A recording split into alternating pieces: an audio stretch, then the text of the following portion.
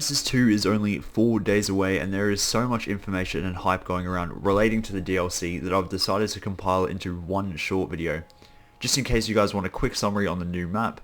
One quick thing before I get into the video is that you should definitely hit subscribe if you feel like it, because I do plan to drop a million Genesis 2 videos when it drops, covering base locations, taming guides and everything else. So if you want to be the first one updated on all of the info for this map, make sure to join the team. It's very easy, just one small click. Now without further interruption, let's get into everything we know about Genesis 2. So starting with the price of this DLC, it's actually a part of the Genesis Season Pass. So if you've already purchased that and own Genesis 1, then you will not have to pay for Genesis 2. I believe the Genesis Season Pass is around 50 AUD and 37 USD, varies depending on your currency. So not too bad if you're thinking of getting it. Big ups to Wildcard for not making it $100. Moving on to the storyline, now Genesis 2 is said to have Rockwell as the villain and final boss for this map, as we can read here on the official ARK wiki. Will your powerful skills, gear and tames be sufficient to put a stop to Rockwell's demented plans once and for all? We're about to find out because the end is near. So it's looking like the map will be heavily controlled by Rockwell, and I think this is going to be an interesting finale that Wildcard will pull off here. Excited to see how that fits into the narrative. Alright, so moving on to biomes. Now we actually have a pretty good idea of what the map is going to look like and what it will include from the screenshots and the trailer. It's important to remember that Genesis 2 will have no walls or barriers in between the biomes that you need to teleport between at least. The whole thing is expected to be open. So first up we have the screenshot here, which is helpfully named the Genesis ship, which I believe the entire map is going to be on. As you can see in this screenshot here, the different biomes do appear to be in the different rings, and we can also see a little bit of that in the trailer there. So I do believe that that is what the Genesis ship is. That might be wrong. Let me know what you guys think in the comments down below. We also have this screenshot here of the map on a different angle. So pretty interesting. Not sure how it's all going to work, but I'm pretty sure the biomes are just going to be in each little ring, which is a pretty cool concept. But we'll see how it all works out. Now moving on to this screenshot here, we see a pretty standard biome. It's looking like there's definitely some structures in the background there. Looking pretty safe, not too interesting, not much to talk about. Pretty much parallel to this screenshot, we have this one that looks pretty similar to the Extinction City. As you can see in the trailer here as well, lots of emphasis on these city-built structures. So it'll be interesting to see if we can build on them and what their importance is. Now the second last screenshot we have of the map is definitely an aberration type environment. So I'm guessing we're going to have access to tame aberration creatures and resources. We can also see in the trailer that the map will have an aberration area, so this is just confirming that. Now the last screenshot we have is definitely the most interesting, and that is a wasteland looking type biome. It seems to have random eyes and mouths along the walls, which is really interesting. Not too sure what's going to come from this area, but it can be seen in the trailer that it does contain some of the new creatures. So yeah, let me know what you guys think about this one. Definitely the most interesting screenshot we've gotten from Wildcard about this map. So yeah, obviously this map is setting itself up to look really good. I think it's one of the most sophisticated maps Wildcard's ever released, so curious to see how many mesh holes I can find. Now going on to creatures, this is where things get really interesting. Wildcard has confirmed a total of 9 new creatures depending on what you count as a creature. So first up we have the Astrodelphus. It's a creature that looks very similar to the Genesis space whale, however it's apparently expected to be smaller. Probably going to have the same uses and utilities. Bit useless.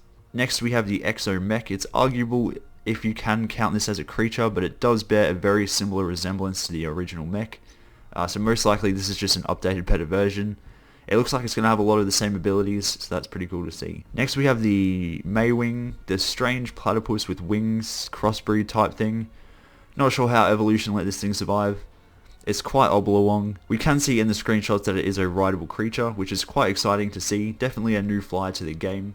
It also looks like it has the ability to raise baby dinosaurs up to 4 at a time, and it's rumoured that it will have the ability to steal enemy offspring, which is a pretty interesting game dynamic. So next we have the Noglin. Now I've got some pretty strong opinions on this one. It does look a bit like a Bulbasaur that's been force-fed LSD and then cut in half. It's pretty ugly, but it sounds like it's got some interesting abilities. If we read the wiki, the 100% accurate ARK wiki, it says the Noglin is capable of controlling the minds of survivors and creatures such as the Rex. Under the right circumstances, the Noglin can attach to said creatures or survivors, giving control over their minds to its owner. Now it's pretty interesting, pretty cool to see how that one turns out. So next we've got the Shadowmane, definitely a creature we've heard a lot about. It looks like it has the ability to turn invisible, a raw buff and chain attacks depending on its gender. Quite an interesting addition. The devs actually refer to this creature as a must tame on this map, So interested to see how that all works out. So almost at the end here we have the Strider. Now this guy just looks like a bit of a Horizon Zero Dawn ripoff to me. It looks pretty much the exact same, but it is pretty interesting. It looks like it has the power to add attachments to use it for different things like farming and PvP. To tame it, you also have to hack it, which is another thing derived from Horizon Zero Dawn. But honestly, it's the creature that I'm most excited for. It looks pretty cool. And yeah, I'm going to be dropping a video on how to tame this guy when the map releases. Now coming in at second last, we have the Summoner, the latest confirmed creature in the new DLC. This guy did appear in the trailer, and it's unsure if it's going to be tameable or rideable. My guess is it's going to be neither, because the devs did say on their Twitter that it is a guard of some type. So it might be something that's just blocking the final boss cave or something along those lines, not too sure. It does look a bit like a jellyfish. Now coming in at the very last, we have the Void Worm. Now this, I want to say that's how you say it. Now this guy looks very similar to the wyverns of today's ARK, so we can assume they'll be pretty much the same. We know it's definitely tameable, and it does have a robotic type skin. Not much to say about this one, but yeah, it looks pretty cool. So that is all the new confirmed Genesis creatures set to appear on this new DLC. In terms of creatures that are confirmed to appear on top of this, they are on screen now. This probably won't be the full list, but so far these are the creatures that will also be on the expansion map. They might have some biome variants depending on the DLC. Okay, moving on to the items. Now there's approximately 3 new weapons confirmed and 7 new structures as well.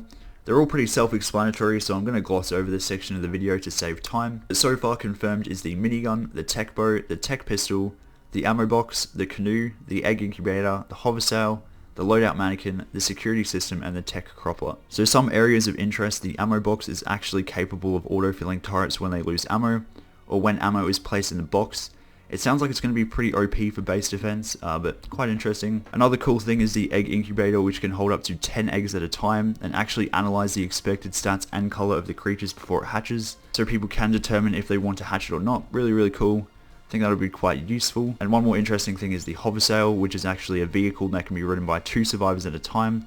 Can be picked up when not in use, and one person can control the weapons while the other person drives. So that just about wraps up everything. Some other things I want to mention is that the map will be flyer allowed. As I said before, the DLC will also have biome variants, so just like Aberration, the creatures will look slightly different. And the last thing I wanted to mention was that I'm going to be releasing a ton of videos on Genesis 2 when it releases.